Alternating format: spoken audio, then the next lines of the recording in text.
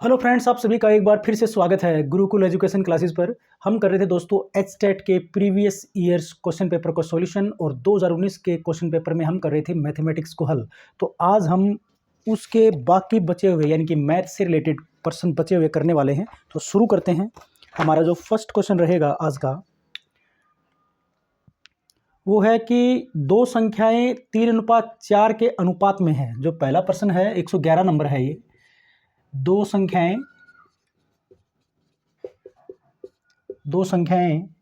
3:4 के अनुपात में हैं। इनका एलसीएम लघुत्तम समापवर्तक लिख रखा है मैंने, शॉर्ट में एलसीएम कर दिया। इनका एलसीएम 84 है भाई, 84 है। इनमें से बड़ी संख्या कौन सी होगी? बड़ी संख्या निकालनी है। इनमें से बड़ी संख्या ये निकालना है। बहुत ही आसान प्रश्नों में से एक है। दो संख्याओं का अनुपात दिया गया है और उनका एलसीएम दिया गया है। तो हम क्या करेंगे, क्योंकि अनुपात दिया गया है तो हम उन संख्याओं को मान लेते हैं। तो माना वो संख्याएं, इनको x से गुणा करके लिख देते हैं कि एक संख्या 3x है और दूसरी संख्या हमारी 4x है। अगर 3x और 4x का यदि एलसीएम ज्ञात करें तो वो आएगा 12x, और जो कि पहले से गिवन है वैसे इनका एलसीएम 84 है। तो 12x के बराबर 84, x का मान निकालेंगे तो 12 सते 84, x का मान 7 आ गया। तो एक संख्या तो ये है हमारी, दूसरी संख्या हमने ये मानी थी। उसने पूछा बड़ी संख्या, जाहिर सी बात है इसका जो गुणांक है, इसका जो गुणज है वो 4 है, इसका 3 है, तो ये बड़ी संख्या हुई। तो x का मान ये 7 पुट कर देंगे तो 4 सते 28, तो वो संख्या जो है जो बड़ी होगी वो होगी 28 होगी। नेक्स्ट क्वेश्चन के ऊपर जाते हैं, जो क्वेश्चन नंबर 112 है। 112 नंबर प्रश्न में वो कहता है कि एक समबाहुभुज के आंतरिक कोणों का योग दिया गया है। एक समबाहुभुज एक समबाहुभुज के आंतरिक कोणों का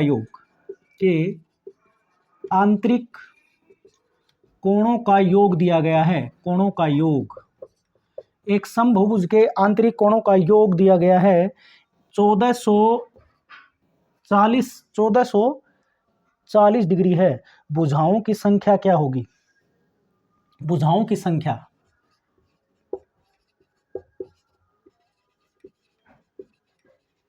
तो एक इसमें ना एक रिलेशन है, इसके अंदर एक रिलेशन है कि जब ये यहाँ पर समबाहुभुज का जिक्र किया गया है तो समबाहुभुज के आंतरिक कोणों का योग निकालने का फार्मूला होता है n-2 इंटू पाई। ये होता है जहां पर n का मान क्या है? भुजाओं की संख्या है। भुजाओं की संख्या n बहुभुज नहीं कहूंगा मैं, एक समबाहुभुज के आंतरिक कोणों का योग जो होता है ना वो n-2 इंटू पाई। ये रिलेशन आपको याद रखना पड़ेगा। तो n वैसे कोणों का योग किसके बराबर दिया गया है? 1440 डिग्री के बराबर। तो n-2 गुणा में पाई बराबर लिख सकते हैं 1440। अच्छा, एक बात याद रखने वाली ये है कि क्योंकि ये रेडियन में दिया गया है, मतलब ये पाई में है, तो आप इसको भी पाई में कन्वर्ट कर सकते हो। कैसे? जो है ये भाग चला जाएगा, 8 से भाग चला जाएगा ये। तो 8 एकम 8, 8 8 64, 180 गुणा में 8 लिख सकते हैं इसको, यानी कि n-2 पाई बराबर इसके लिख सकते हो आप। या इस 180 को आप लिख सकते हो पाई, तो इसको 8 पाई से लिख सकते हो आप। तो n-2 पाई बराबर हो जाएगा इसके। इस पाई से ये पाई कैंसिल आउट हो जाएगा, तो n का मान निकालेंगे ना तो ये 2 इसमें जाके जुड़ जाएगा। n का मान कितना आ जाएगा? 10। तो भुजाओं की संख्या यहाँ पर क्या हो जाएगी? 10 हो जाएगी। ये था हमारा क्वेश्चन। इसके बाद में चलते हैं क्वेश्चन नंबर 113।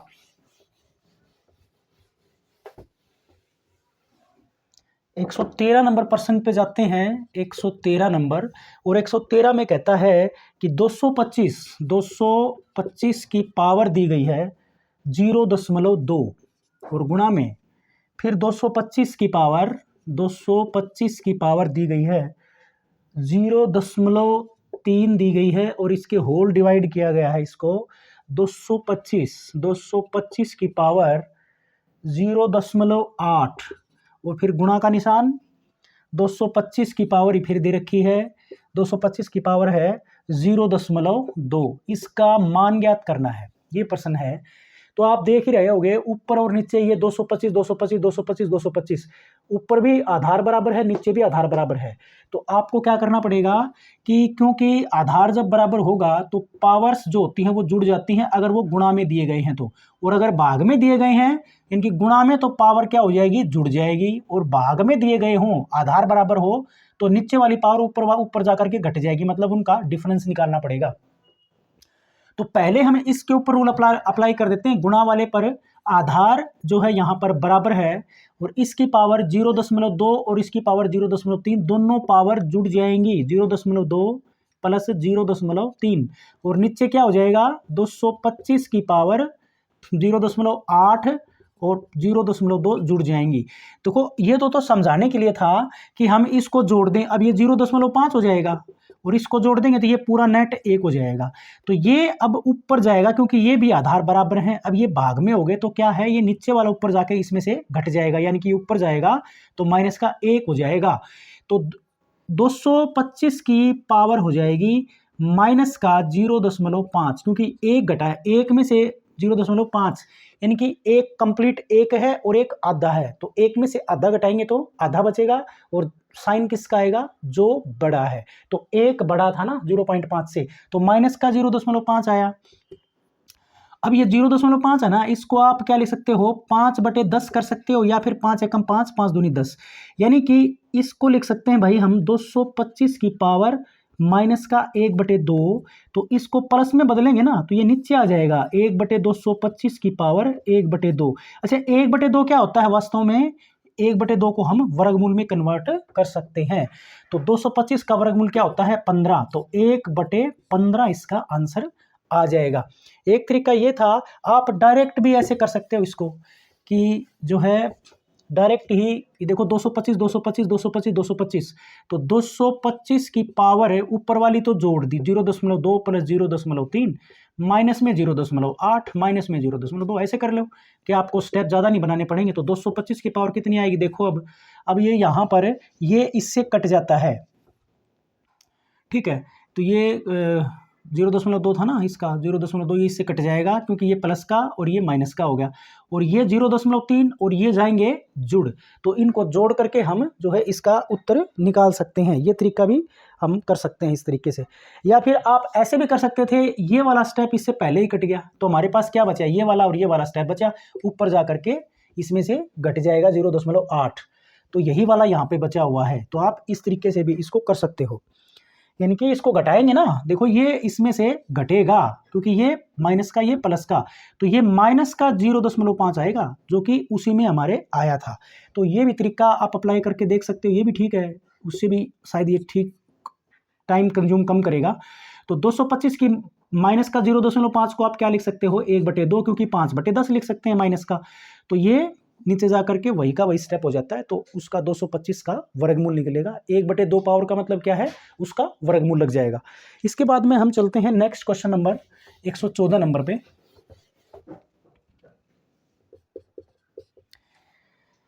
नेक्स्ट प्रश्न हमारा है कि 15 वर्षों में रवि की उम्र वर्तमान उम्र की 4 गुनी होगी, तो रवि की वर्तमान उम्र क्या है 15 वर्षों में। देखिए प्रश्न क्या कहता है, 15 वर्षों में रवि की उम्र 15 वर्षों में रवि की उम्र वर्तमान उम्र की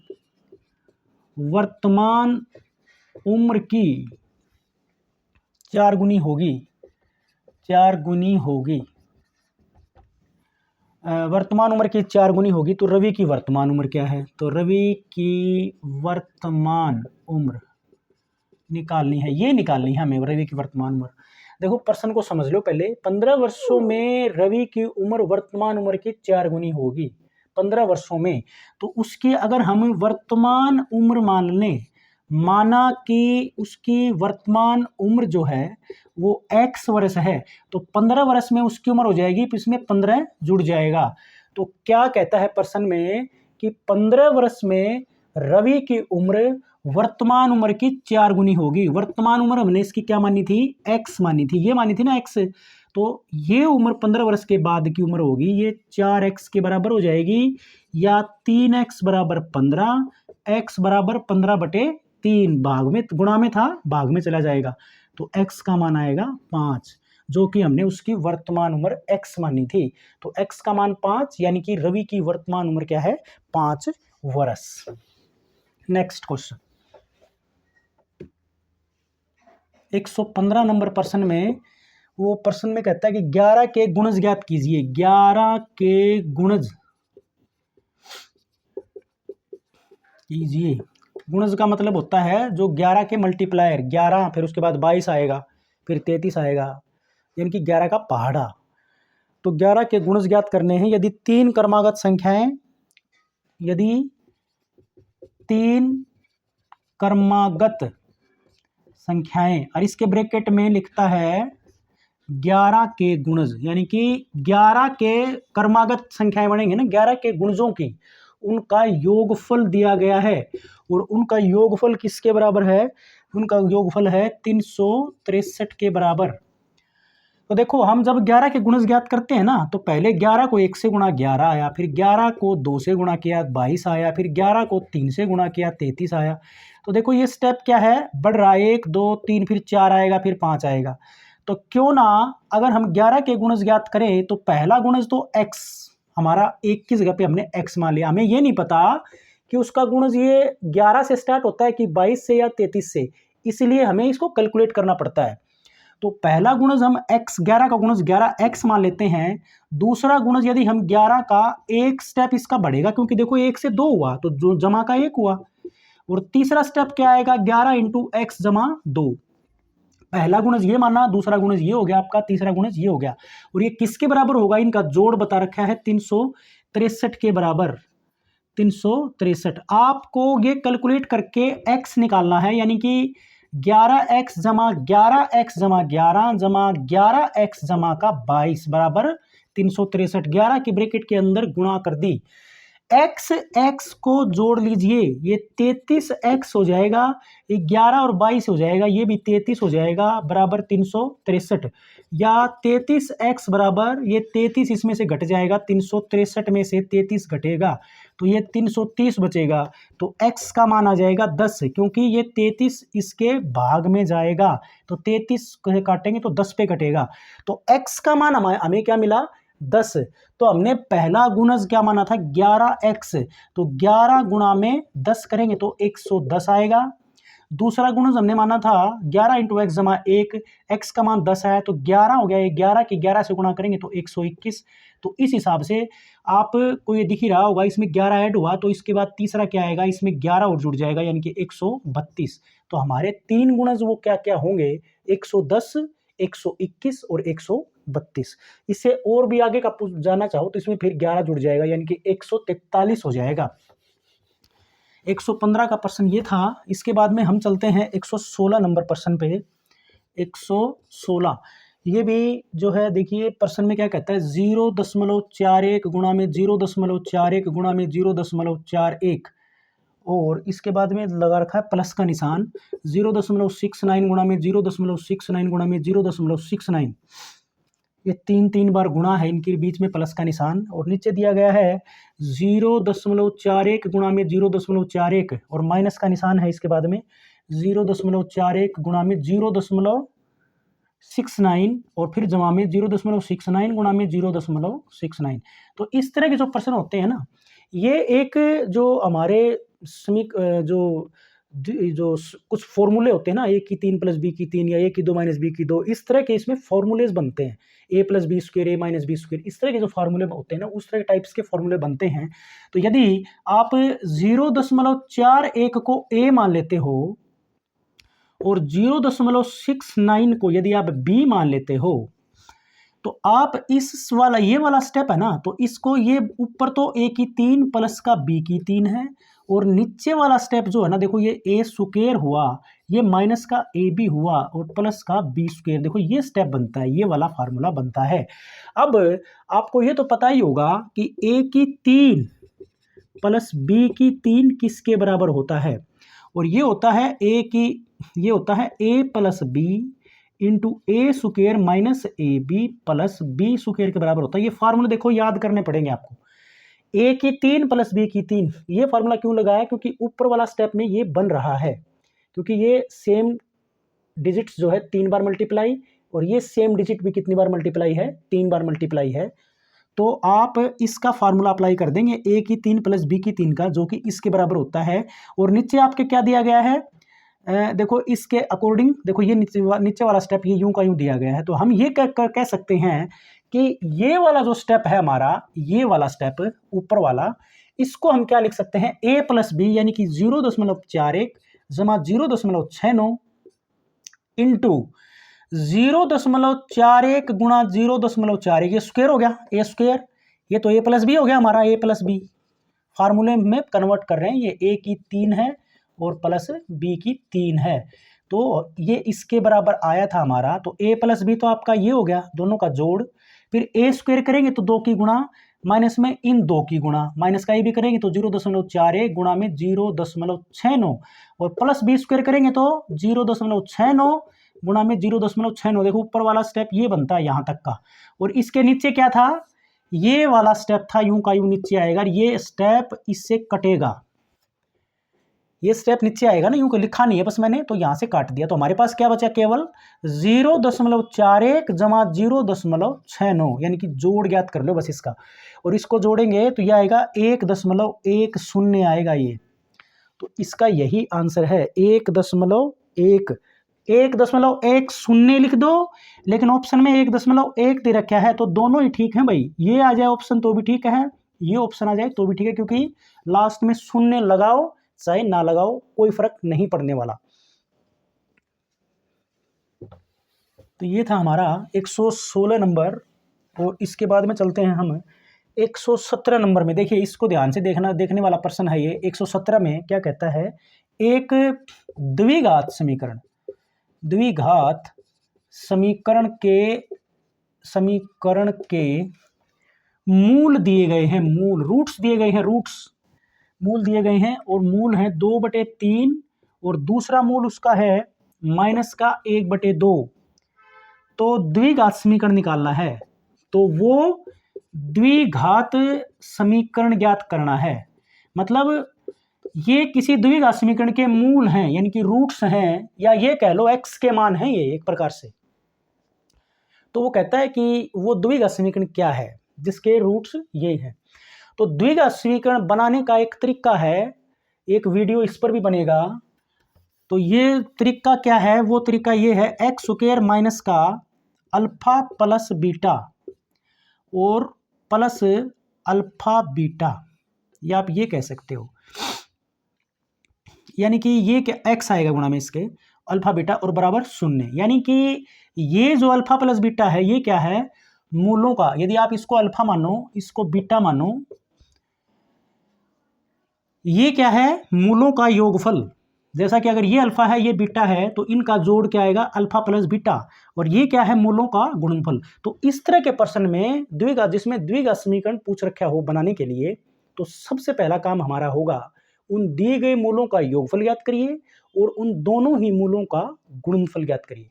तो यहाँ पर अल्फा प्लस बीटा निकालेंगे ना हम, अल्फा प्लस बीटा बिल्कुल सिंपल है, इनको जोड़ना है सिर्फ आपको। 2/3 और माइनस का 1/2 जोड़ेंगे तो माइनस का 1/2 ही आएगा इसमें।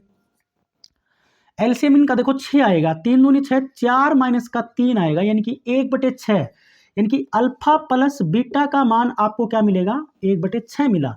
और यदि आपको अल्फा गुणा बीटा यानी कि इनका गुणनफल निकालना होगा, तो 2/3 तो अल्फा है और माइनस का 1/2 क्या है?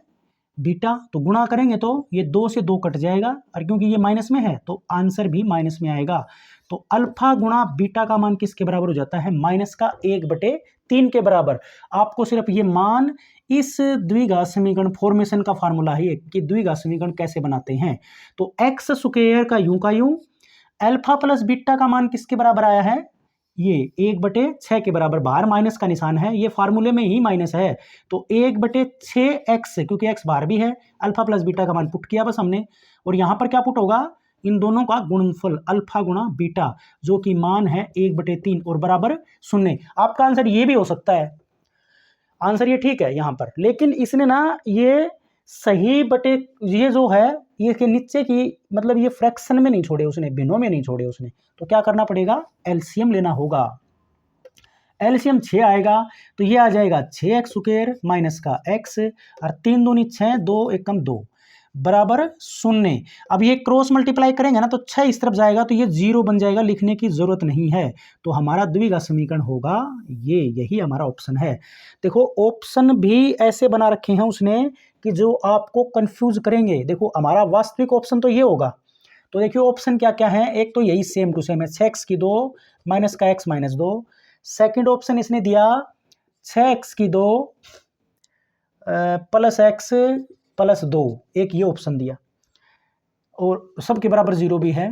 और तीसरा ऑप्शन इसने दिया है 16x² माइनस x प्लस 2 बराबर 0। और चौथा ऑप्शन दिया 16x² प्लस x माइनस का 2। देखो कंफ्यूज करने वाले ऑप्शन है सारे के सारे। तो अगर आपने एक्यूरेट निकाला तो आप मिलान भी एक्यूरेसी के साथ करिए, तो ऑप्शन ये है हमारा। तो ये 117 नंबर प्रश्न हुआ। अब चलेंगे हम 118 नंबर पे। 118 नंबर में क्या कहता है, 118 इसमें कहता है कि किसी आयत का विकर्ण और क्षेत्रफल का माप दिया गया है। किसी आयत का क्षेत्रफल और विकर्ण का माप दिया गया है। विकर्ण मतलब क्षेत्रफल भी दिया है और विकर्ण दे दिया है। तो विकर्ण तो दिया गया है 25 सेंटीमीटर, ये तो है 25 सेंटीमीटर, और क्षेत्रफल उसका दिया गया है 168 वर्ग सेंटीमीटर, क्योंकि क्षेत्रफल वर्ग सेंटीमीटर में आता है ना, वर्ग इकाई में। तो आयत की लंबाई ज्ञात करनी है। क्या ज्ञात करनी है, आयत की लंबाई ज्ञात करनी है। तो आयत के अंदर क्षेत्रफल निकालना हो चाहे विकर्ण निकालना हो, उसकी लंबाई और चौड़ाई का ज्ञान होना हमें चाहिए। तो यहाँ पर आप ये कह सकते हो कि यदि आयत, देखो आयत कल भी हमने इसका एक बनाया था वीडियो, ये आयत है x और y, इसकी ये लंबाई है मान लिया, और ये इसकी क्या है, चौड़ाई।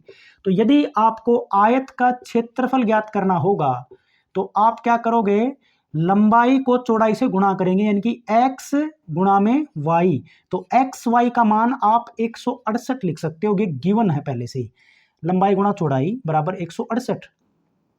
और विकर्ण, ये इसका विकर्ण होगा, ये वाला पाइथागोरस प्रमेय से विकर्ण निकालेंगे तो इसका विकर्ण किसके बराबर होता है, लंबाई का वर्ग जमा चौड़ाई के वर्ग का वर्गमूल, ये होता है इसका विकर्ण। विकर्ण का मान निकालने का मतलब ये हुआ x² जमा y² के वर्गमूल का मान हमारे पास होगा 25।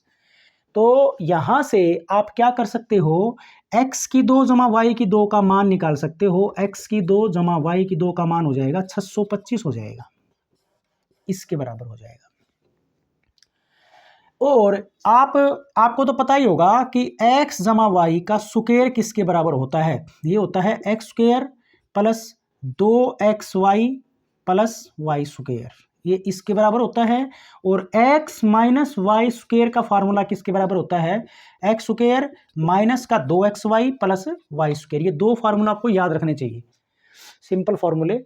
तो ये अगर इनका मान निकालना होगा, मतलब x प्लस वाई का स्क्वायर का मान निकालना होगा, तो ये किसके बराबर आएगा, x² प्लस y²। देखो मैं इसको निकाल के इसके ये आगे कर देता हूं, मतलब ये y² पहले लिख दो, 2xy बाद में लिख दो, ऐसे इसमें कर दो, ये y² पहले और 2xy बाद में, क्योंकि हमें आसानी रहेगी, क्योंकि हमारे पास xy का मान है और x² प्लस y² की वैल्यू हमारे पास है। ये पुट करनी है आपको, इसमें पुट करेंगे तो ये इसकी वैल्यू और इसकी वैल्यू हम इसकी नहीं xy की पुट करनी है केवल।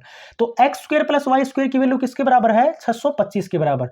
तो ये हो जाएगा पहले वाला, ये वाला, यानी कि x प्लस y के स्क्वायर का मान आएगा ये 625 और माइनस में 2 गुणा में xy की वैल्यू किसके बराबर है, 168 के बराबर। तो ये हो जाता है 625 माइनस का 2 से गुणा करेंगे, 2 8 16, 12 1 13, 2 1 2 1 3, 336 आएगा ये। और इसमें से 625 में से 336 घटा लेंगे, 15 में से 6 गया तो 9 बचेगा, और 11 में से 3 गया 8 बचेगा, और 5 में से 3 गया तो 289 बचा ये। यानी कि x प्लस वाई का स्क्वायर का मान हमें मिलेगा 289। तो x प्लस वाई का मान अगर निकालना पड़ेगा तो इसका वर्गमूल लेना पड़ेगा, ताकि वर्ग से इसका वर्गमूल कट जाए। 289 का वर्गमूल होता है 17। तो x जमा वाई का मान हमारे पास क्या आएगा? 17। इसी तरह से आप ये दूसरे वाला फार्मूला x माइनस वाई का स्क्वायर का मान निकाल लेंगे। यानी कि हम जो है इसको मैं मिटा देता हूं, एक बार जगह नहीं बची।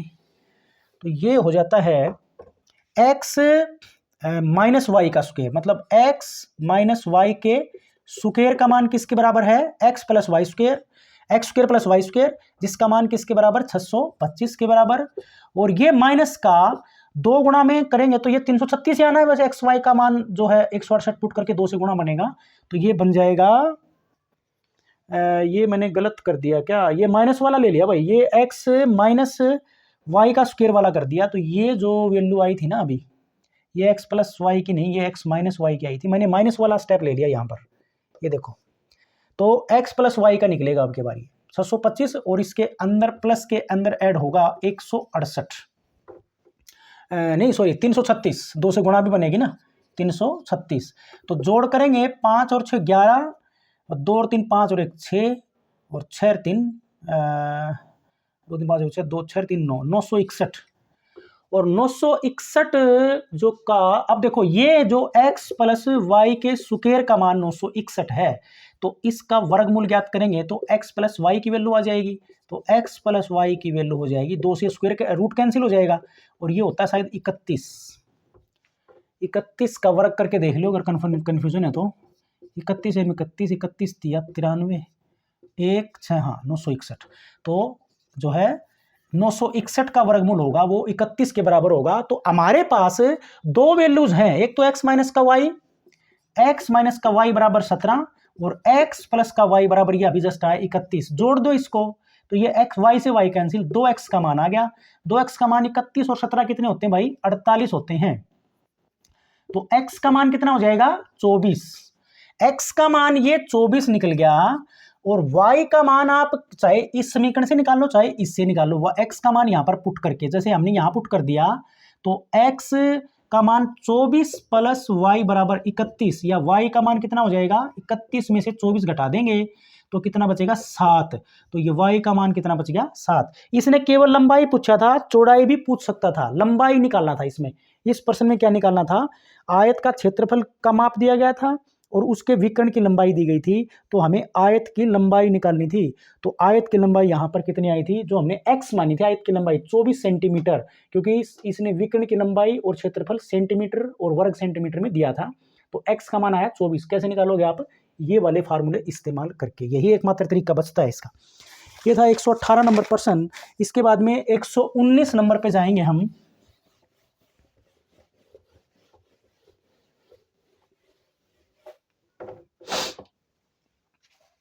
अगर देखो ये प्रश्न जो था इसमें ये थोड़ा सा वैसे लेंथी सा लगा मुझे भी, कि भाई अगर कैलकुलेशन करके देखते हैं तो, अदरवाइज आपको ना आप इस तरह से कर सकते हो कि जो विकर्ण का माप दिया गया है ना, यानी कि ये जो 168 वर्ग सेंटीमीटर है ना, 168 वर्ग सेंटीमीटर है, ये तो था इसका क्षेत्रफल, और इसका विकर्ण कितना दिया गया था?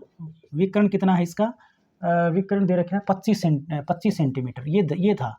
तो आपको पता ही होगा क्षेत्रफल क्या होता है, लंबाई गुणा में चौड़ाई के गुणनफल के बराबर होता है ना। तो 168 के बराबर दिया गया था, तो आप ऑप्शन चूज कर लो। जैसे ऑप्शन दिए गए थे इसमें 31 सेंटीमीटर और 24 सेंटीमीटर और 17 सेंटीमीटर और 9 सेंटीमीटर। कई बार ऑप्शन से हमारी काफ़ी मदद हो जाती है। तो यहाँ पर देखो, क्या ये 31 से भाग जाता है? 31 से भाग दे के देखो इसको, 8 एकम 8, 8 या 24, ये 31 से भाग ये नहीं जाएगा, 31 से भाग जाता नहीं है। तो ये ऑप्शन हमारा कैंसिल, क्योंकि देखो ये गुणनफल है ना लंबाई और चौड़ाई का, और उसने लंबाई पूछा, इसका मतलब इनमें से अगर जो भी ऑप्शन होगा वो इसको कंप्लीटली भाग देगा। ये एक हम ये अप्लाई कर सकते हैं, क्योंकि लंबा पड़ता है तो टाइम वेस्टिंग होती है। इस तरह के प्रश्न में हम ये कर सकते हैं।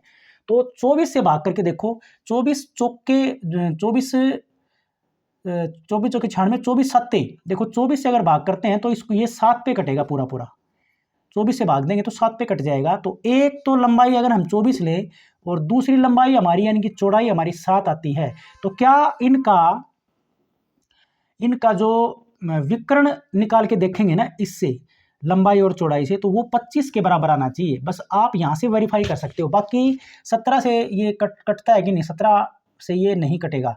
और 9 से भी ये जो है 9 एकम 9, 9 एकम 9 से भी ये देखो, इससे भी नहीं कट रहा, इससे भी नहीं कट रहा, इससे भी नहीं कट रहा, तो हमारा लास्ट ऑप्शन 24 ही बचता है। तो आप ऑप्शन की मदद से 24 का तुक्का ऐसे मार सकते हो।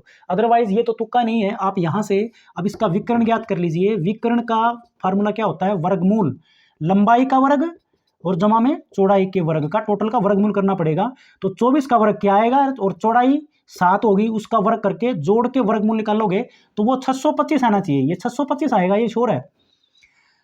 तो 24 का वर्ग 476 होता है ना, और 49 476 में 49 जोड़ेंगे तो 625 आएगा, तो ये 25 आ जाएगा, तो कि 25 ही दिया गया है विकर्ण। तो आप इस तरीके से भी इसको कर सकते हो टाइम बचाने के लिए। तो एक स्कूटर 54 किलोमीटर प्रति घंटा, 119 नंबर प्रश्न है हमारा, 119 नंबर।